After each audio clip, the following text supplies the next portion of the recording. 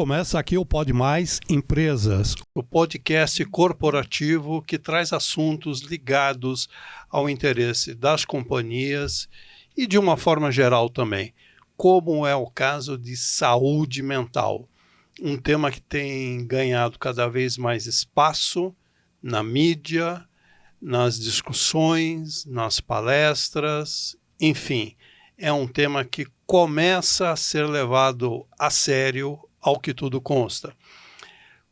Para trazer essa discussão de uma forma bastante rica, nós temos duas convidadas aqui que nos dão a honra da sua presença, trazendo uma experiência muito boa. Primeiro, Patrícia Nakamura, obrigado pela sua presença. Sou eu que agradeço, muito obrigada, Nelson. A Patrícia Nakamura, ela é head de relações públicas, ela é jornalista do mercado Bitcoin e passou por alguma das maiores redações do país. Trouxemos também a Adriana Duarte, que ela é tanta coisa que eu preciso ver, viu? Psicanalista clínica, neuropsicanalista, tratando com a cabecinha dessa garotada e dos adultos também. E nas horas vagas, a Adriana também é jornalista. Então nós temos uma experiência muito rica aqui hoje. E vamos começar pela Patrícia, que já passou por casos de depressão, de burnout, teve surto, parou, continuou, enfim. Como é que é isso? Já que você se dispôs a colocar o seu caso e até mesmo para trazer para a gente como ilustração, porque eu tenho certeza que muita gente que vai ouvir isso daqui vai encontrar algumas semelhanças. Vamos lá, Nelson. Muito obrigado pela oportunidade de poder falar ao lado da Adriana desse assunto que é muito tabu ainda, mas que ele precisa ser tratado de uma maneira natural. Eu fui diagnosticada com depressão e ansiedade há 6 anos. Aí, só depois desse diagnóstico, que foi há 6 anos, que eu entendi o que havia passado na minha vida profissional, em alguns momentos da minha vida profissional. Então, eu estava dentro de uma companhia que estava passando por um processo muito pesado de mudanças, de muita troca de liderança, também por uma cobrança de resultados e de muita competição interna também. Então, era meio que uma luta de sobrevivência. E uma luta diária, pelo jeito. E uma luta diária também para fazer o seu trabalho. Então, as causas e consequências daquilo que estava mexendo com a minha cabeça naquela época, aquilo foi me desgastando a ponto de eu ter um apagão, só que eu não procurei ajuda naquela época. Então, apesar de estar exausta, apesar de reconhecer que o corpo não está aguentando, eu forcei a barra. E aí, eu tive que parar. Me pararam. Te pararam, né? Me pararam. Tipo, Patrícia, não dá mais. Então, perguntando para você agora. Aquele negócio, estava trabalhando, estava fazendo as coisas e de repente parou. Quer dizer, é de repente que acontece ou isso é um processo cumulativo? Não, Nelson, nunca é de repente. É sempre um processo e um processo muito dolorido, né? Por quê? Para chegar nesse nível de exaustão da Patrícia, tenho certeza absoluta que ela enfrentou muitos fantasmas. Fantasmas não, monstrinhos. E monstrões. Sim, sim. E como já conheço a Patrícia profissionalmente e conheço as empresas que ela trabalhou, entendo perfeitamente, né? O que acontece? O burnout, ele é um sintoma afetivo. Né? Por que eu digo que é um sintoma? Porque ele vem normalmente depois de um processo depressivo. Tá? Sempre depois? Não, pode vir antes. Pode vir antes, normalmente. Por quê? Para você chegar ao burnout, você já esgotou assim, todas as possibilidades que você tem internamente. Porque o burnout, o que é? É um apagão. Né? Te apaga. Se você não... É o ápice do esgotamento. É o ápice, é a exaustão mental e física, né? Porque quando você dorme, o que deveria acontecer? Você desligar para que no outro dia você esteja apto e feliz para realizar atividades rotineiras. E se você não descansa a mente e o corpo, como é que você vai fazer? Não tem como. No seu caso, Patrícia, como é que foi? Você sentia exatamente o quê?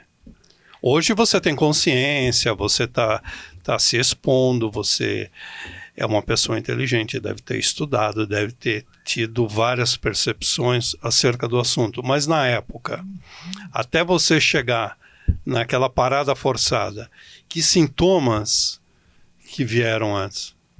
Ou você não se deu conta? Fazendo uma retrospectiva, você vai entendendo. Aí você enxerga, né? E isso é muito bacana do aprendizado. Foi duro aprender, mas aí, tipo, eu não li os sinais. Mas eu lembro da taquicardia, eu lembro da insônia, eu lembro da minha paralisia diante de um problema que era muito fácil de resolver se eu tivesse em condições normais. É isso. Era um problema muito normal, só que ali a tua sensação de medo que vai te dominando, aquilo te paralisa e você não consegue fazer um telefonema, ou mandar um e-mail, ou conduzir bem uma apresentação, que é o seu cotidiano. Então, quer dizer, é por isso que eu falo que qual que é a causa, qual que é a consequência. Será que eu estou nervosa porque eu não dei conta? Ou eu não dei conta porque eu estava nervosa? Então, agora eu consigo ler. E agora, por conta desse entendimento, dessa fluidez, dessa minha decisão de falar, é que eu consigo enxergar, que eu consigo lidar melhor, que eu consigo incentivar que as pessoas busquem tratamento, porque agora eu sei dessa condição, eu abro às pessoas essa condição, e isso não me faz melhor ou pior que ninguém. Eu sou uma profissional que cuida de uma maneira muito apropriada disso. Os sintomas são universais ou ele vai variar de uma pessoa para outra? Varia, de uma pessoa para outra. Mas só um dado, não sei se vocês sabem. Os maiores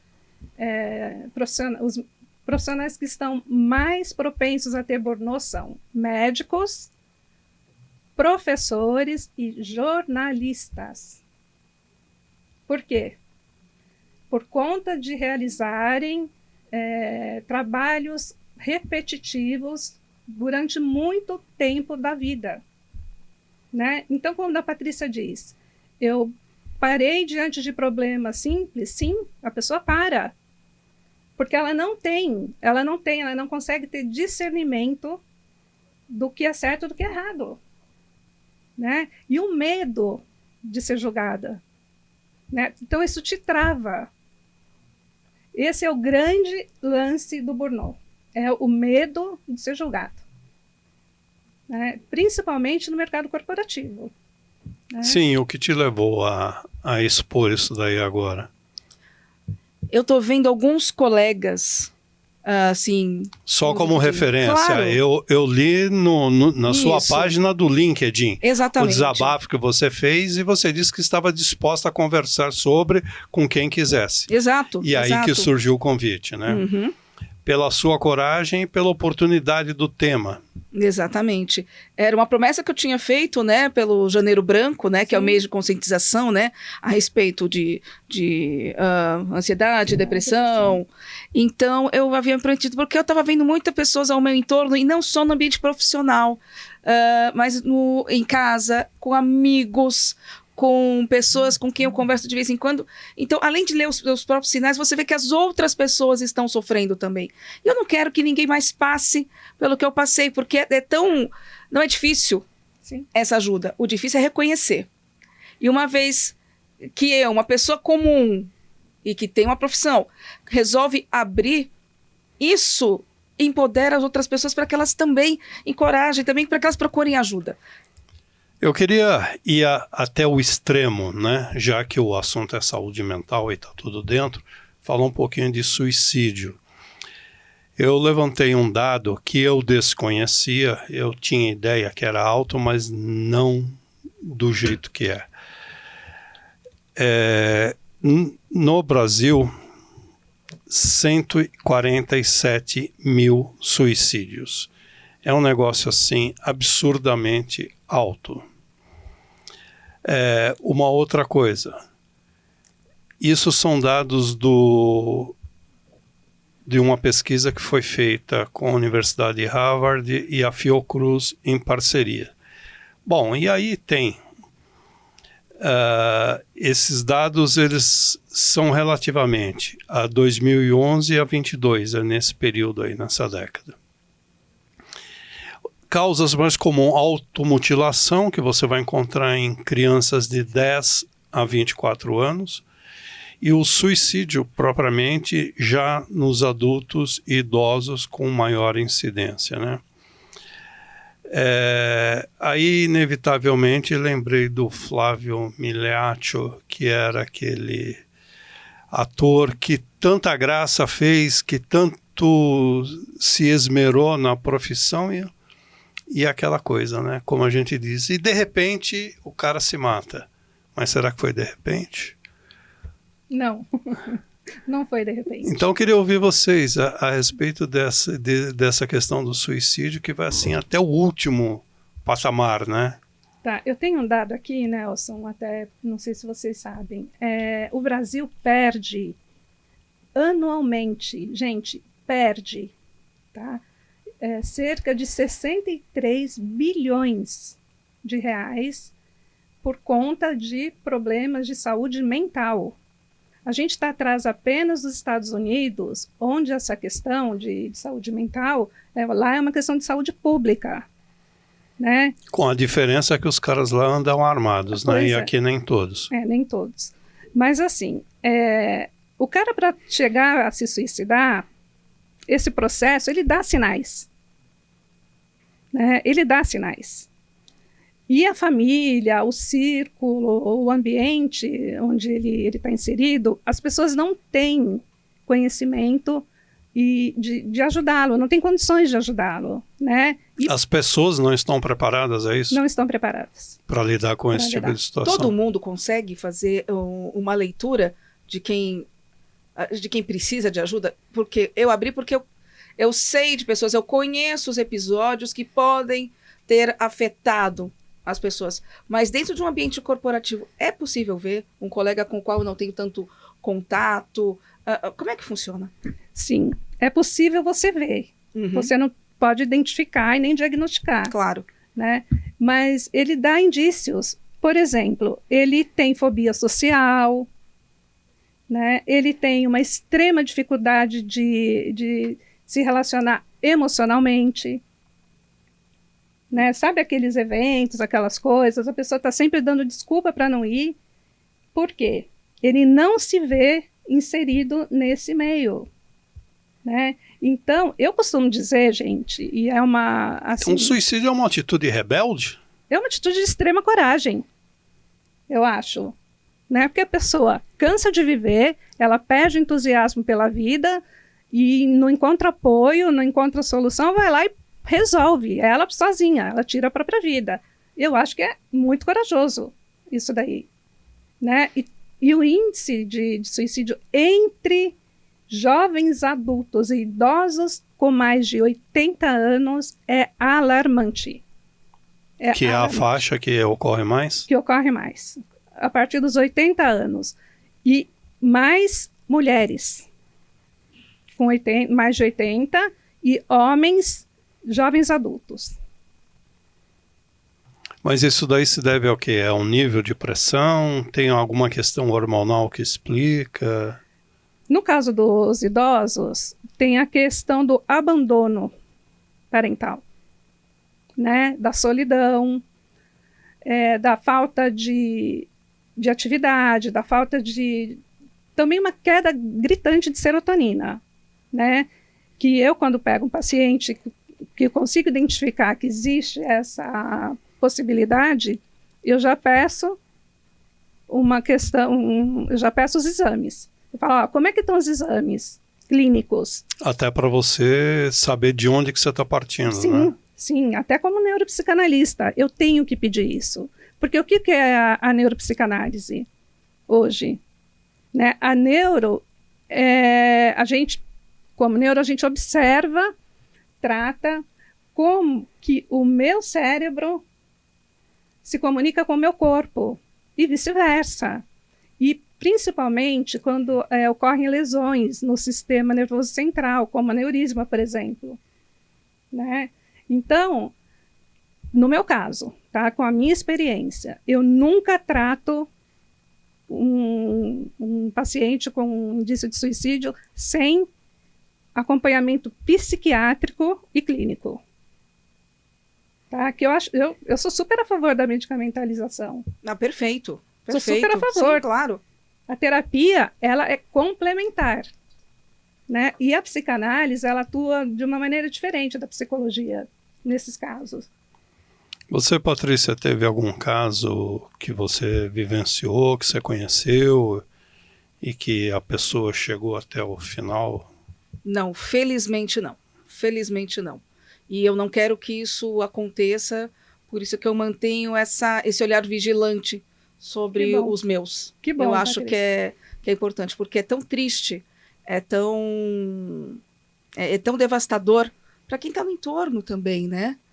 Então, é esse olhar vigilante que eu sempre tento prestar atenção, e essa começou a ser a minha bandeira aí de 2024, Nelson. Pô, muito legal. E você, sendo jornalista, tendo vários meios de comunicação e sabendo se comunicar bem por redes sociais, etc., você dissemina com mais facilidade, né, essa discussão. E eu acho que a gente está num momento importante de fazer isso, de levar essa discussão em frente, né? Sim. Sim, a gente precisa levar em frente. Aliás, eu queria passar também pelo o aspecto corporativo e falar um pouquinho mais da questão do esgotamento, que leva inclusive atletas de alto nível a ter um tibum em si mesmo e dar aquela surtada básica, né? Nós vamos agora para o intervalo e logo em seguida voltamos para o segundo bloco. Até já. O portal Empresas e Negócios traz 45 mil oportunidades e agora 45.001. Tamo junto, Pode Mais. Siga-nos nas redes sociais. E voltamos ao segundo bloco, tratando do tema de hoje, saúde mental, com a psicanalista Adriana Duarte e a jornalista Patrícia Nakamura. Nós estávamos falando de alguns aspectos das doenças mentais, nós estamos falando de política de saúde mental, por que não se levar esse assunto mais a sério e mais a miúde com relação às empresas também. Antes eu queria comentar o seguinte, tem um dado aqui do Ministério da Previdência, portanto não é chute, é alguma coisa oficial. O Ministério da Previdência, ele mostra o seguinte dado, o ano de 2023 em relação a 22, o ano anterior, ele teve um aumento de 38% nos afastamentos relativamente à saúde mental. Ou seja, o bicho parece que está pegando. Ainda segundo esses dados, foram em 2023 288.865 afastamentos. Contra 209.124 de 22. Isso, se a gente considerar que existe subnotificação, deve ir bem mais para frente, né? A minha pergunta é, o que está acontecendo? E uma outra questão que eu acho importante também colocar, já que a gente estava falando de depressão, entre outras coisas, eu queria saber o seguinte, a depressão é um produto do meio ou tem algum fator genético nisso? Existe sim fator genético. Né? Por quê? Para que ocorra a depressão, é preciso que se aconteça uma disfunção bioquímica cerebral. Se existe essa disfunção, é muito provável, eu costumo dizer que 60% de propensão que outros membros da família também tenham depressão. E aí, tarja preta neles. Tarja preta, terapia, terapias integrativas. Terapias integrativas. O que são terapias integrativas? São algumas técnicas que podem melhorar e ajudar no restabelecimento da pessoa que está acometida por depressão, burnout, né? Chique, né? Burnout. Burnout ou burnout? Vamos fazer, burnout. Façam suas apostas, burnout, senhor. Então, vamos burnout. Vamos padronizar. E, gente, acupuntura, shiatsu, cromoterapia, que é aquele tratamento com luzes, para você poder equilibrar os chakras. Essa questão de você trabalhar com luzes, já não tem alguma coisa metafísica entrando aí no meio? Metafísica e já incorporada ao Sistema Único de Saúde, a cromoterapia. Já está incorporada? Sim, está incorporada. Você passou por algum desses processos depois que você teve o apagão? Ou como é que você fez para retomar, digamos, a normalidade? Vamos lá. Procurei uma psiquiatra que me acompanha até hoje. Então, ela...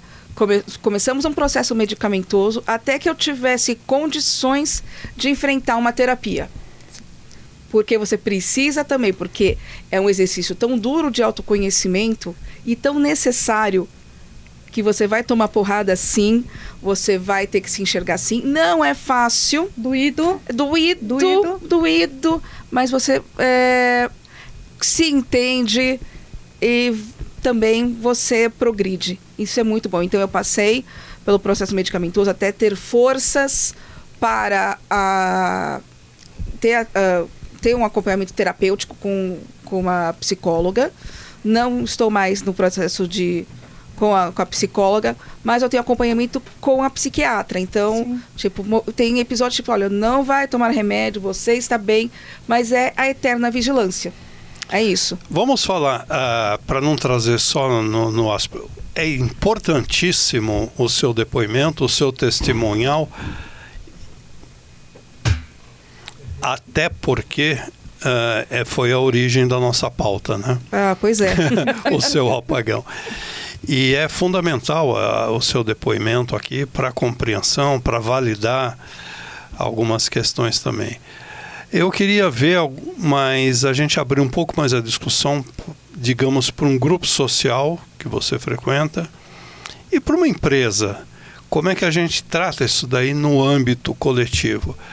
A sociedade, do lado social, ela tem mecanismos que pode já automaticamente utilizar para ajudar as pessoas que estão acometidas de algum desses males? No caso das empresas, as empresas estão efetivamente preparadas para lidar com essa loucura toda? Sem sombra de dúvidas, não. São raras as empresas que têm hoje profissionais capacitados para lidar com questões de saúde mental. Tá? O que ocorre normalmente é o RH, numa conversa, seja lá o que for, com o gestor, mediarem esse processo, o que é extremamente preocupante. Tá? Eu não sei no caso da Patrícia, né? Porque eu tenho visto... Só para entender, alguém do RH está diagnosticando isso? O RH, na verdade, ele precisa, hoje em dia, mudar. Né? Por quê?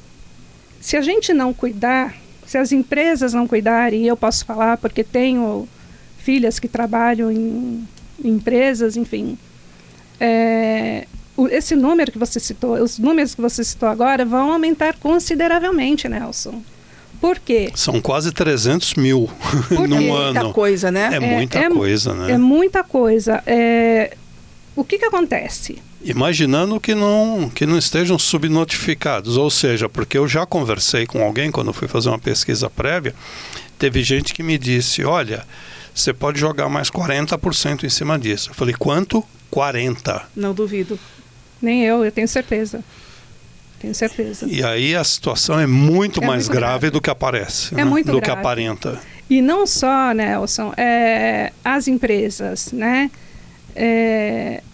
Os gestores, o teu colaborador, ele também tem que saber que ele tem à disposição, que a empresa disponibiliza esse tipo de ferramenta, de assistência. Por quê? Ainda é um tabu, gente. Ainda é um tabu. Não, nem todo mundo é igual a Patrícia, que teve o discernimento e a coragem de vir a público, dar a cara a tapa e dizer, olha, eu estou aqui, passei por isso. E foi uma atitude, se me permite, uma atitude tão bonita e tão propositiva. Obrigada. Louvável. Que ela vai repercutir muito favoravelmente e tenho certeza que vai ajudar bastante gente. Aliás, a gente conversava antes de entrar aqui sobre a empresa que você trabalha, que você disse que tem um nível de consciência alto em relação aos riscos que existem, né? Fala um pouquinho para a gente isso que eu achei importante. Vamos lá, eu trabalho há 4 anos numa startup. Então, por ser um ambiente de disrupção, um ambiente de inovação, em que novas tecnologias estão sendo testadas e que estão sendo implementadas ao mesmo tempo, a gente brinca que a gente está trocando a roda do carro quando o carro está a 300 km por hora. Então, é essa indústria na qual estamos inseridas. Então, você precisa entender onde que você está. E entender quais são as dificuldades e desafios que não são da empresa, são do setor.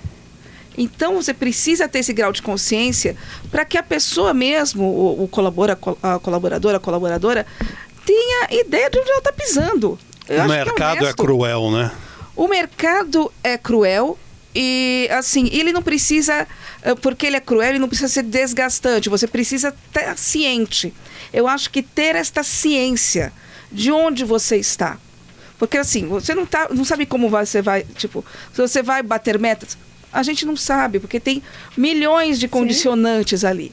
Só que você tem essa clareza. E também, por ser uma empresa um pouco menor, né? Não é uma grande corporação com milhares de funcionários, você tem ali uma abertura, e ela é incentivada, de que você conheça a tua liderança, conheça os seus amigos, seus colegas de trabalho, os seus pares, sua liderança, os seus liderados também.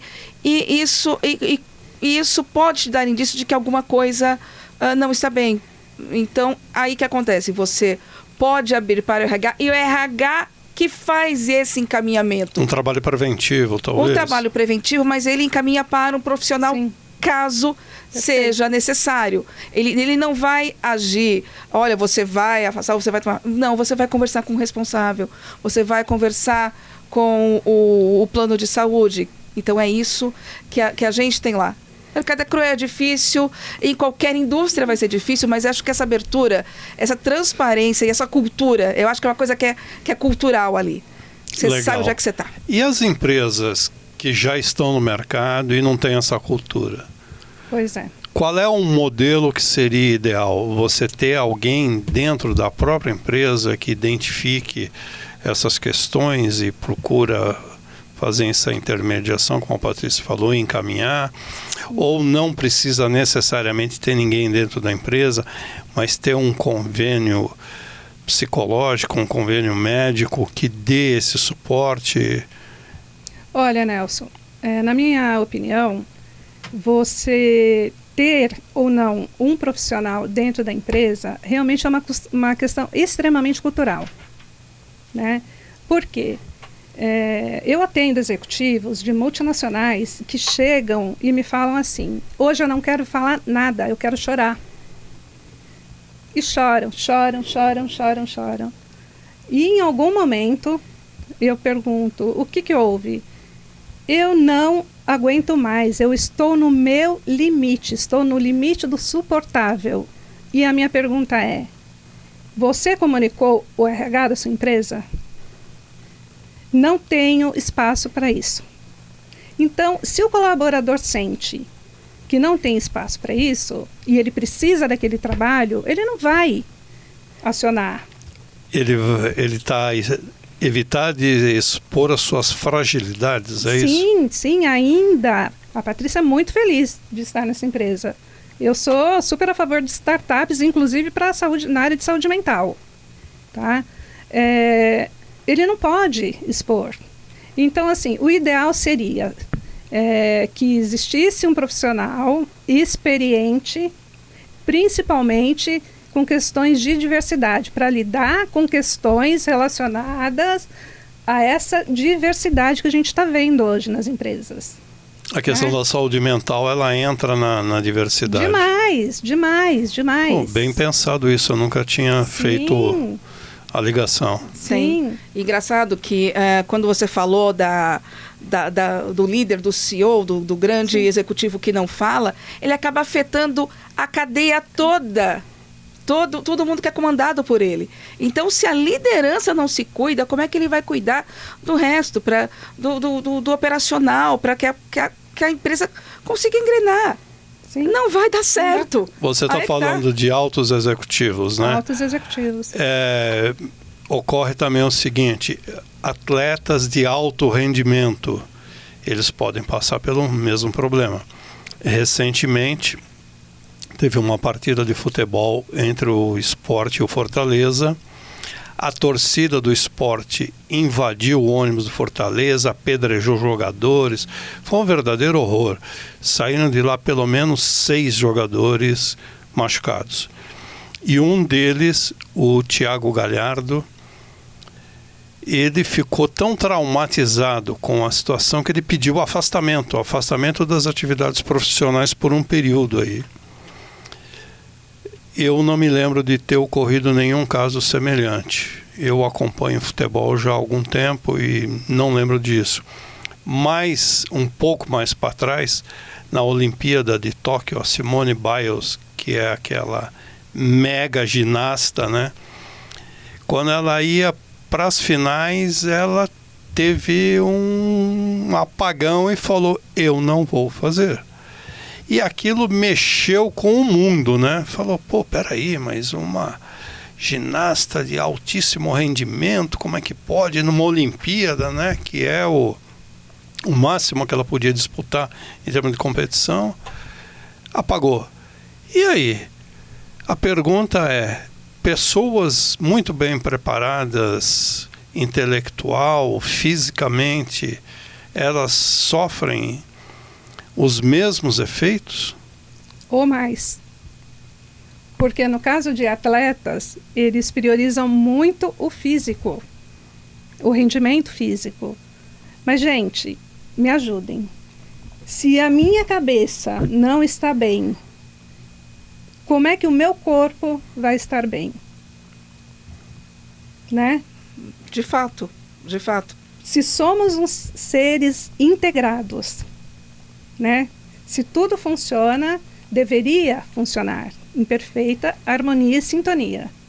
Né? Já ensina a tradicional medicina chinesa há mais de 5 anos, né? Sim. 5.000 anos. 5.000 anos. Né? Então, eles estão muito sujeitos a esse tipo de situação.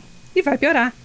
Porque eles estão entrando na área esportiva, no caso aqui no futebol, cada vez mais cedo.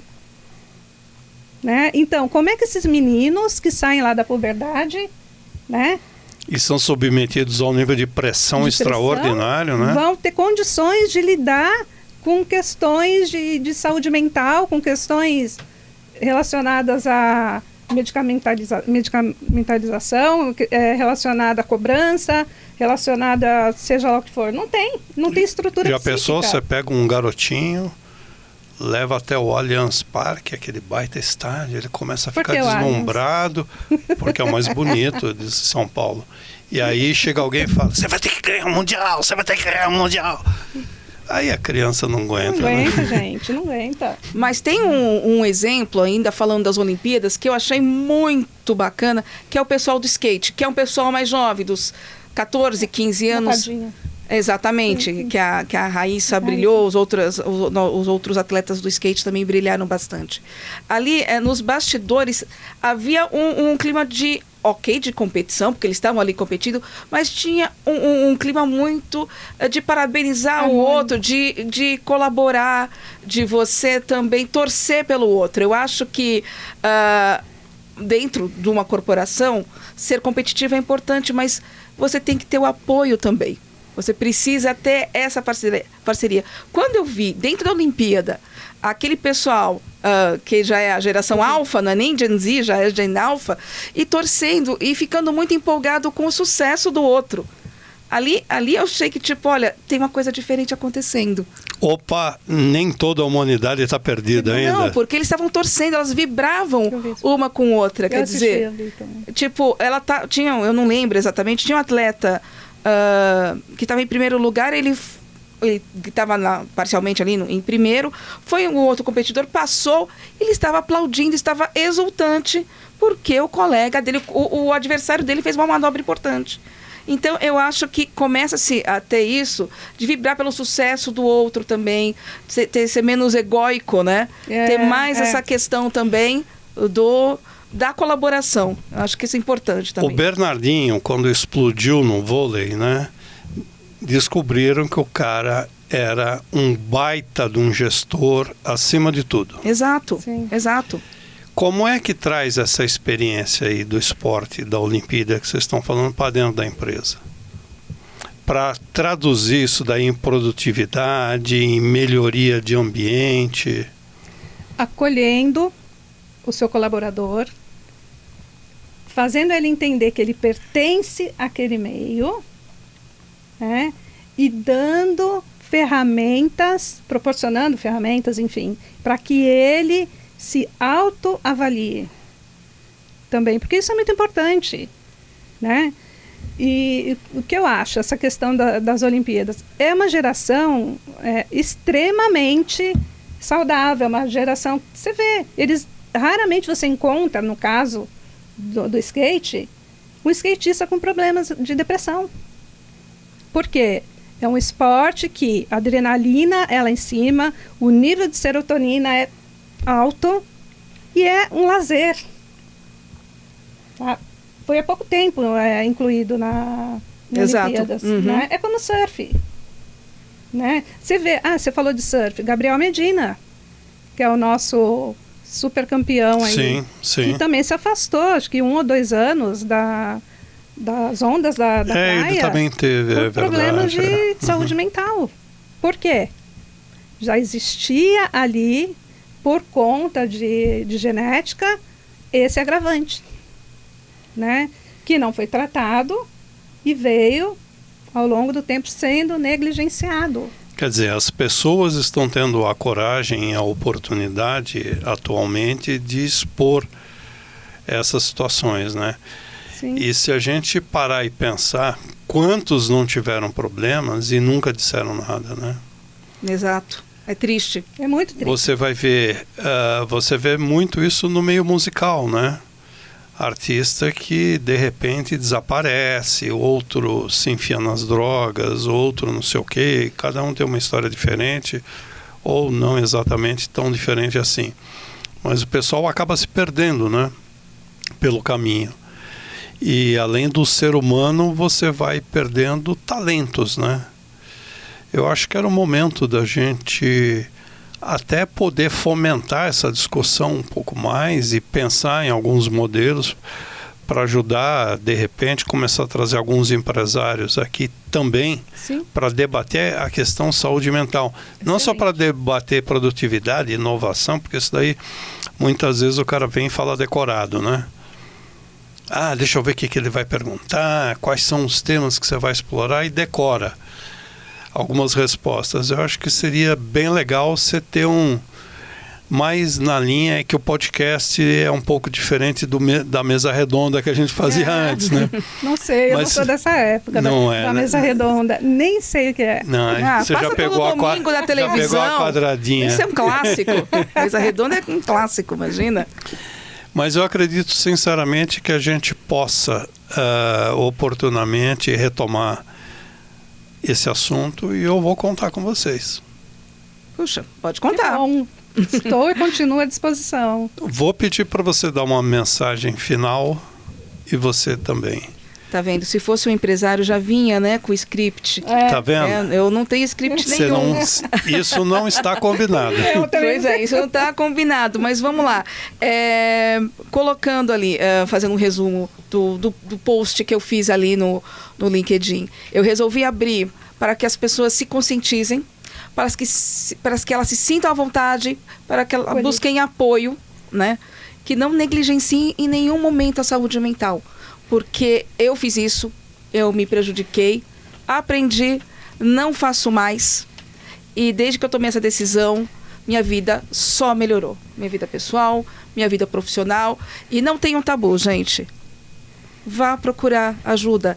Não vai melhorar seu problema, mas melhora muito a maneira com que você vai lidar com os desafios da sua vida. Então, cuidem-se, tratem-se.